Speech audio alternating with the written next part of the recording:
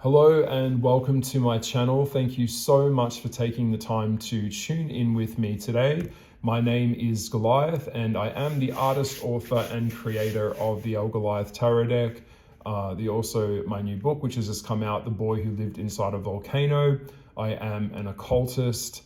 I'm into psychology, spirituality, shadow work. I'm into lots of different facets of the collective consciousness, I guess you could say.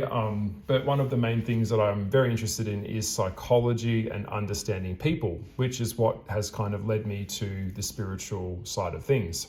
So today, in this very short and straightforward video, I'm going to do a demonstration where I'm going to simplify something to you which you may not have seen before or have heard before, but it is called pullers, campers, and climbers. Okay, so in this demonstration, what I'm going to be sharing with you is that these three archetypes are actually where most people operate. Okay, so you may have heard of pullers, campers, and climbers, so I do apologize if this is kind of like a bit repetitive. If you haven't heard of it before, then you might be interested in what I have to share with you. Now, I'm just going to say, us humans, we like to complicate the shit out of things. In fact, a lot of people, in terms of their daily productivity and what they're doing during the day, if we actually sat them down and went through what they have actually done during the day or even through the week, you would find that a lot of people are in jobs where they actually manage to do less than absolutely fuck all nothing. Okay, they'll have an excuse for everything that they did, but when it comes down to practical, logical, measurable work, sometimes it is quite difficult to do that. Now, if you're like me, I do attach a lot of my self-worth and self-value and pride in my productivity and what I'm able to achieve. As we know, our time here is quite finite. It isn't infinite. I'm not going to live for 10,000 years.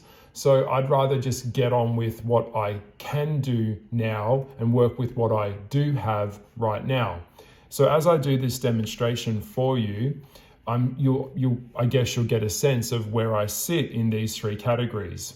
Now, some might argue that this is just simplifying things and it's way too basic. But for me, this actually really helps me ascertain the person that I'm dealing with, whether it's in a workplace, whether it's in a family setting, whether it's a friend, whether it's a boyfriend, whatever. This can be applied in many different ways. So get creative with the concept that I'm sharing with you today, okay? Now, first of all, we have pullers. We'll start there. Actually, no, I think we'll start with the climbers. So what I'm going to do on this pad of paper, by the way, I haven't done a video in a while on paper. I'm going to do a very, very straightforward and quick demonstration of each one of these archetypes. Now, the reason that I'm doing this is because as soon as I'm able to ascertain where the person is sitting in terms of what they're doing, where they have gone, and where they're headed, I will be able to work out who I'm dealing with and how that is going to impact me in my goals. Okay? I am a very goal-focused person, and I'm looking for people that have passion, energy, work ethic, moral code, and diligence. And if you haven't noticed in the world, this seems to be something that is completely dwindling. Okay? So first things first, let's flip over the page and I'm going to explain the first and one of my favorite parts of this exercise, which is the climber. Now, this is something that you can apply to any aspect of your life, relationships, work, whatever. Get creative with this, guys. I'm only providing and demonstrating here a very quick kind of like overlook, I guess you could say. So don't take it as gospel, just take it from the parts that you need it the most and just leave the rest behind, which is what humans do anyway. I actually just happened to find out that the average attention span of a human is less than 22 seconds now. So here I am doing all these big long videos, and the average person on my YouTube doesn't even stick around for more than 10 minutes of my videos, even 3 minutes. So yeah, you get where I'm going with this. So let's have a look. The climber. This is a person who has a can-do attitude. This is a person that sees the mountain. Now I'm going to draw a mountain. My drawing is going to be pretty quick. So this is a mountain. Okay, mountain. Okay, water, clouds, sun. I'm going to use the analogy for each one of the archetypes in my demonstration today. Now, the climber sees the mountain. So we don't start at the top of the mountain, we start down the bottom somewhere. So little climber's down here, there's climber, and climber is looking at the mountain going, I really want to get to the top. So this top of the mountain could be a goal, it could be a relationship, it could be getting a job, it could be getting a promotion, it could be getting a bonus, it could be making a sale, it could be dating someone. Yes, dating someone is also part of a goal. Like any type of goal that you have is considered something that you are wanting. What you're wanting to do is you're trying to close the gap of space between you, person here in this case, the climber, to the top of the mountain. Okay, so I'm keeping this really simple. So with the attitude and the mindset of this person, the climber understands that this is going to be a journey.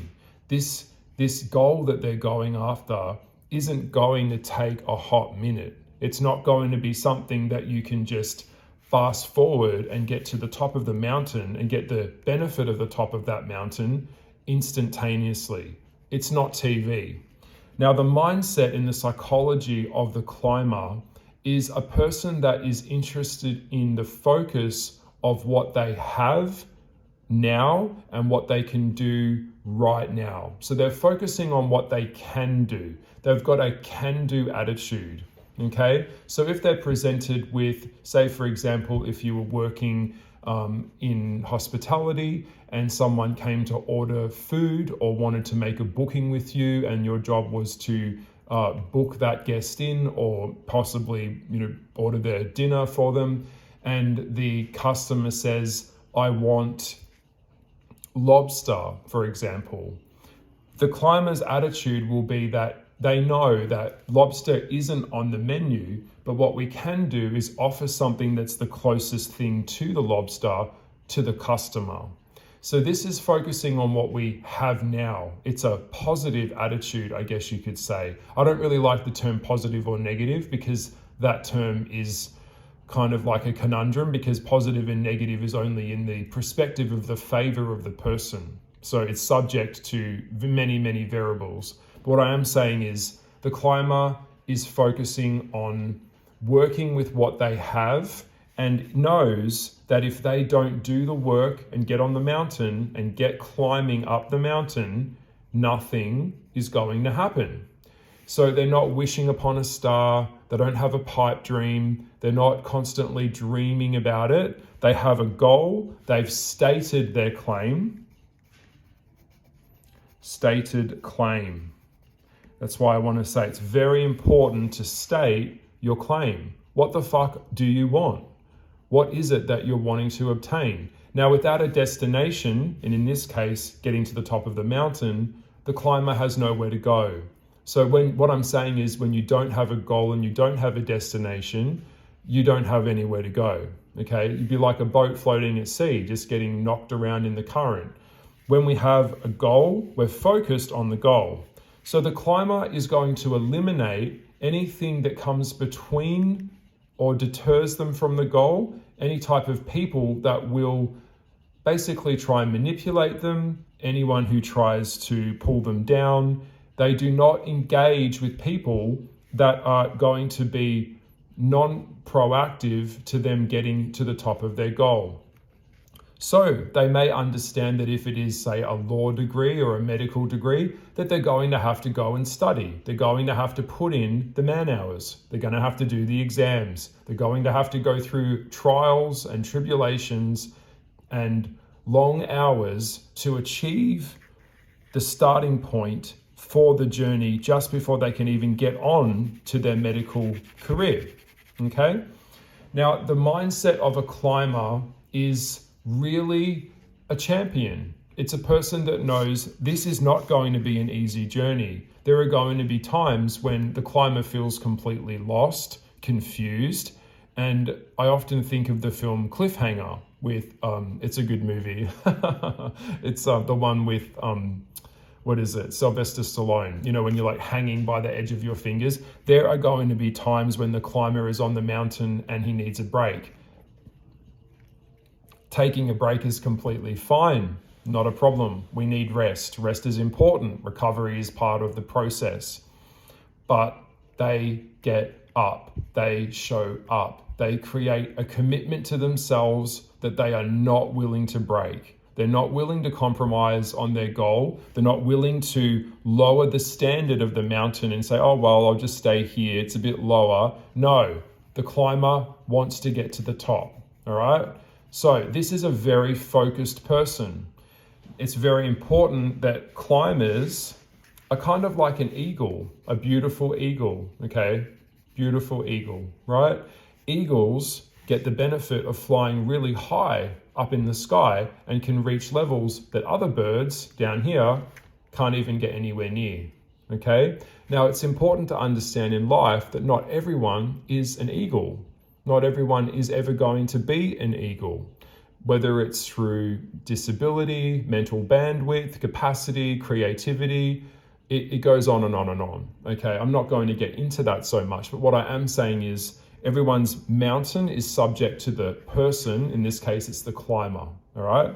So when the climber is having breakdowns, when the climber is sick and tired and over it and hungry, they just keep going because they know that any level of progress is better than no progress, okay? Now, once the climber finally gets to the top of their destination and the goal, this is a really interesting thing, which is kind of a metaphor for life. They have the view of the top of the mountain, so they can see more. So the higher that you go in consciousness, the more that you're able to see, the more that you're privy to. So then the climber eventually will go off and see other mountains.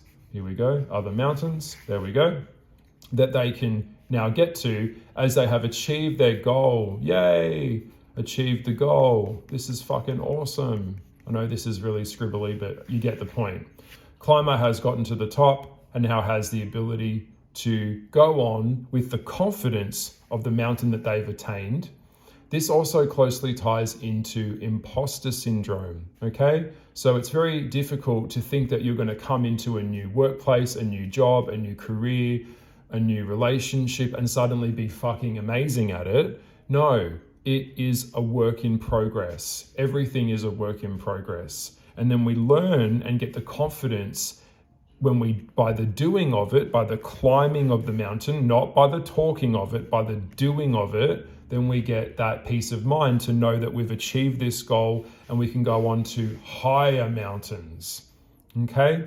So I feel like I've explained climber. So we all know climbers, okay? We all know climbers. By the way, coming back to the concept at the start, all of us operating from one of these three things, and sometimes in some cases we'll be operating from one more than the other, but we have all been puller, camper, or climber. Okay? I have two, we all do it. There is no shame in this. We're only looking at this from a non-judgmental point of view. All right, so let's get on to the second aspect of my graph. We are going to look at the camper. The good old camper. Oh, love it. Now, campers are tricky. Campers started off as climbers. So here they are, there's the climber. There's our climber who's about to turn into a camper. He sees the mountain. There we go. We're doing the mountain analogy again. Of course, my pencil runs out. So there we go. We can see that you can get where I'm going with this. I'm sure a lot of you are already able to understand what I'm doing here. And I really hope that you are. God, I hope that you are. Okay, so what we've got here is the climber sees the mountain, gets on the mountain. Now, halfway through their journey, it could be a couple of months or weeks or days or years, probably a couple of years. This could also be a relationship that you're in with someone. They get to a certain point on the mountain where they get, say, about halfway, and they go, you know what, this climbing mountain thing, it's like really hard work. You know, this is tough. I'm tired, my legs hurt. I think I need a little break. Campers start to get tired, and they kind of lower the expectation of the top of the mountain, lower down to meet the need that makes them feel safe. Camping, the camper, is all about safety. So they realize that the higher that they go in their job, the more cutthroat it's going to be, the more expectations going to be of them for their remuneration in their job to get the pay rise. In order to bring more money into your own self in a business, you have to be able to prove that you're worth more money to the business, as that's what it is. We live in a capitalistic world. I'm sorry if you don't know that, but that's what we are in. So the value that you bring in is what you are generally pay graded at. And that is subject, of course, to extraneous variables, which I'm also not going to go into today. So the camper gets halfway and decides that they're going to camp out. Now, the camper's mindset went from the climber's mindset to the camper's mindset when they decided to pitch a tent and lay down and set up camp and stay there. So their mindset is, well, I'm not at the top of the mountain. I didn't get the benefit of the views that I wanted to get from the top, but I did get a better view than where I was down here, down at the bottom, before I started, okay, ground zero. So they kind of go, look, I'm in this job. I don't have to push myself too hard. I kind of come in, I do the bare minimum thing. I come in, I get paid. I can have enough money to pay my mortgage. I can, I get to have a beer at the end of the week. I get to go home and watch TV, watch some reality TV or whatever most humans do, what people do, normal people do. By the way, I'm not normal, but just imagining what a normal person's brain would be like. Average mindset. This is an average mindset, okay? It's gone from starting as this to this. Now, this is a relationship. Getting on the couch. This is the comfort zone, danger level. Okay, where's my red, trusty red pencil? Danger level. Nothing more dangerous than complacency. Staying in complacency means that you are now no longer climbing on the mountain. So you've got an attitude where it's like, I can't be going out tonight. I don't feel like it. I don't push myself out of my comfort zone. I just do the same kind of bare minimum workout at the gym. And then I kind of get a little bit resentful why nothing changes. I like to indulge a bit. This could also be in a relationship. Let's take the concept of the camper and apply that to a relationship. The sex is okay. I know the person really well. We're probably going to settle down, or we're settling down now, but we don't really have goals and visions where we are achieving stuff together and we're really expanding spiritually and pushing things and growing with each other. It's about complacency. So I will share something with you. Once upon a time, I used to work at Village Cinemas in Melbourne, where I was basically cleaning popcorn, booking people in for movies, hanging out, and just watching movies and having a good time. Did the role challenge me? No. Was I growing? No. But I was safe. I felt okay because my friends worked there with me. It was more of a social thing, and that was me in my early to mid 20s, and that was okay. But I knew that if I wanted to ever go higher, I had to be committed to getting back onto the mountain. Now, this is the interesting thing that you may not know, which I'm going to put forward, and I'm trying to make this as basic as possible, is that we live in a time-space reality that is subject to the law of resonance, which is called the law of attraction. In other words, you can only attract that of what you are, not of what you are not. So what I'm saying is, climbers attract climbers, pullers attract pullers, and campers, well, it's no fun camping out on your own, is it? No.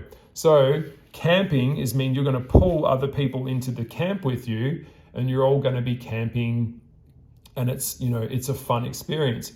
Nothing wrong with camping, but I knew in my heart and in myself I had more to offer the world than that, and I knew that if I didn't do something about it quickly, or if I didn't make the chance to jump away from these people in this group, I would never evolve. So I put myself first. If you're in a toxic relationship or a stagnated relationship and you feel that you've gone as far as you can, then that's probably because you have. And if you have those types of feelings, perhaps it is time to reconsider where you're on the mountain, who you're on the mountain with, on this kind of, mountain analogy journey. If that makes sense. Okay? So camping is dangerous. All right? Fuck that. Next one we have is my personal favorite, and it's the one that we are all so common with. We see it in all of the wokey, crazy ideologies of today, where we have the puller. Oh, the pullers. God love them. And we all know what a puller is. They stay down the bottom of the mountain, and this person has a very distorted sense of reality that is closely tied to something called cognitive dissonance. Now, this is very common in a lot of subgroups, cultures, or just in culture in general, where we have a person that believes that they are so special and fabulous and amazing that by default, they actually don't have to climb the mountain at all. They bypass the mountain. They don't want to do the work. They don't want to earn anything. They want to stay down here, and they want everyone else to meet them halfway and come to them. So the puller stays at the bottom. They don't even become a camper. They'll never become a climber, and they pull everyone off the mountain. This is a very resentful person. A puller is someone that is always talking about other people, criticizing other people, focusing on other people that are on the mountain that are having a go and giving it a try, and they themselves are terrified because the campers and the climbers are the antithesis of everything that they themselves will never be or want to be. And so they focus on other people, and these people really don't achieve anything. In fact, a lot of pullers believe that they are entitled to life and money and energy and effort from other people, and that other people should carry them to the top of the mountain by default. So this could be a strategic strategist that really piggybacks off other people that will climb for them to the top, or a person that will do the work for them. So in life, we have this thing where we have earned value, where we earn it by doing the work, and we have unearned value. Now, unearned value is where you don't have to do the work, but you get a free pass anyway. This can be exchanged for something called SMV. And you probably haven't heard of this before, and I'm going to point this out to you. Sexual marketplace value. This is also another thing in psychology where we all rate each other based on our projection. Sexual marketplace value is quite complex, and it is the premises that we're all kind of on this scale of 1 to 10. Now, someone who's kind of just born genetically into that culture that seems to be a 10 is a person that is most likely, in a lot of cases, to be a puller, because by default, they've never had to try. They just get this handed to them on a silver platter. But in never attempting to try, they never grow or evolve or become strong. They're actually very weak-minded because they've never actually had to get out there and achieve things. It's been given to them. Therefore, their sense of value and entitlement is completely disproportionate to reality and effort. So energy, effort, expenditure, if that makes sense. So yeah, so what I'm saying is that's the world that we're living in. Unearned value is competing with earned value. And so it is unfair. But yes, life is also unfair. Now, there's nothing wrong with a climber using everything they have to their advantage, because that's exactly what a climber would do. But a puller is a negative pain in the ass. They have a very distorted sense of reality. They live in a very chaotic mindset, and they don't have a can-do attitude. They have a defeatist attitude, and misery loves company. The pullers love to pull you down, wear you down, tell you that you're shit, try and keep you off balance, try and knock you off, knock anyone off the mountain. Okay, they don't go and pursue relationships. By the way, massive red flag in life. Life is relationships. When people say, how's your life going, or how are you going? What we're really talking about is your relationships, work relationships, personal relationships. The quality of your life is the quality of people in your life, because humans are a socially interdependent species. Okay, so puller, we all know them. Now you stay away from them. Okay, pullers have nothing to offer other than head fucking you. Campers, middle range, we've all been there. Nothing wrong with camping out and having a break, but understand that if you stay there too long, your habits and thought patterns will eventually trap you in this paradigm where you're not moving on the mountain. And then after long periods of time, you just kind of get complacent and give up. And I think that we can all be doing a lot more and a lot better. We all have the same amount of time after all. We all lead very busy lives. But ask yourself, do you really need to sit on your phone scrolling constantly? Think about all the productive things you could be doing rather than scrolling. You could be opening a business. You could be learning a new skill. So it really comes down to the choices and the thought patterns of whether we come down into pullers, campers, or climbers, and how we see that world, how we see the mountain. Because how we see the mountain and view the world that we're in is going to directly correlate with the projection of how far we go, or in this case, in the puller's case, don't go. So I feel like I've explained this pretty straightforwardly, I hope. If you have any questions, you can leave them below in the comments section. I'd love to see them. What do you think about pullers, campers, and climbers? Are you a camper? Are you a climber? Are you a puller? But one thing I want to re-clarify is that if you want to be a climber, you must get around people that support your dreams, support your ideas, and want to help you on your journey. Not false friends or false people that are phony as fuck that want to pull you down and secretly don't want to see you succeed. Okay? So who we surround ourselves with is obviously a mirror to who we really are. So what I'm saying is, yeah, unfortunately, it is a case of birds of a feather flock together. It just is what it is, okay? Now, there is nothing more common than a puller that actually thinks that they are a climber. Like I said, there's nothing more common than a pigeon that thinks it's a beautiful eagle. Both are birds, but both are not equal, okay? And you'll also find this out in nature. And this isn't by default, it's by merit, by the work ethic and the going out and getting it done attitude, or at least even attempting. The climber had to fall many, many times to get to the top on their journey to the top of the mountain. So what I'm saying is, in this time-space reality, your commitment to suffering is directly proportioned to your commitment to expansion, because life is painful. It's full of painful lessons. But if we can learn and adapt and grow and overcome the challenges of those lessons, then we can grow and expand and have the benefit of the view of the mountain. And of course, when we're around people that know that we are good at what we do, we feel valued. It makes us feel important. It makes us feel seen and valued. It's very important for humans to have value.